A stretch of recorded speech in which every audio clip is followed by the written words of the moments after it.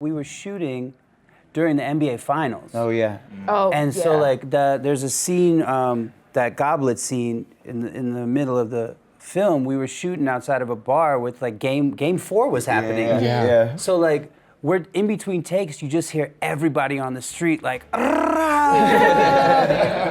like, they're ruining takes with their joy.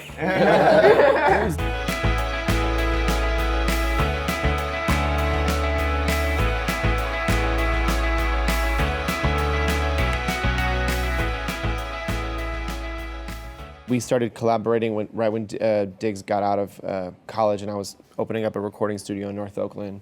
We had met in high school, but our connecting moment was a little bit later, really sort of through the arts. We'd like heard and seen a little bit of each other's work and sort of had across the room admiration. And then we finally had the moment to get in a space and see what each other is about. Yeah, it was thrilling. It's been almost a decade of work on this. And, you know, with Jess and Keith from Snoot, too, like the same producers, we have been spinning our wheels on this for 9 years now. So getting to see it and actually just enjoy it was really wonderful. Such a familial, collaborative process, and to say we don't want people to walk away having felt something, having been exposed to a truth that maybe they didn't want to see before. But also, that's something like completely new with a heightened reality and with verse. Just a different way of telling the story.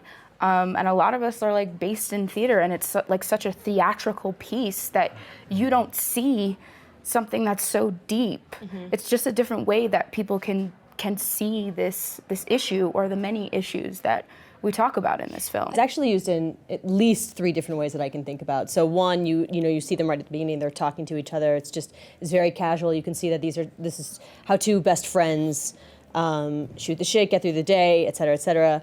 And then there's like a full-blown, almost music video that is sprung on you, and you're just like, oh shit, we're in a music video now. And then at the end of this film, it makes you feel a sense of violence and unrest that is like primordial. Verse-driven theater or verse-driven storytelling is as old as storytelling. And so what we just tried to do was take moments where everything around it needed to be heightened the same way you would watch a Shakespeare play and the verse cranks in the tension. We're boundary pushers. Everyone in this cast are boundary pushers just by their very existence in the industry.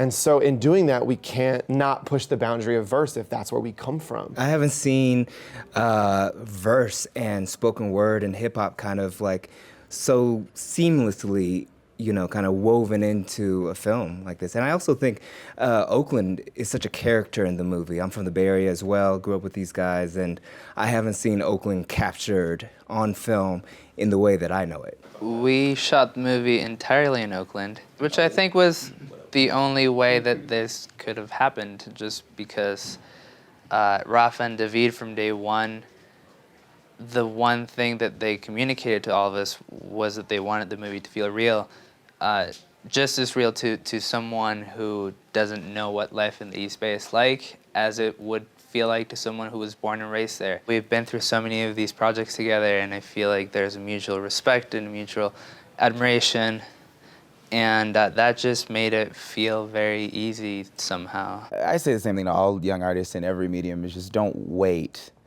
I think a lot of us are sort of told and conditioned to think that you have to wait for somebody to give you an opportunity to make something, but artists make art, and you know, that all of it, you know, we've known each other for so long. We've been creating together for a long time before anybody cared to watch it or look at it. But doing that and making all of those things together made us capable of making something good when people were ready to look at it.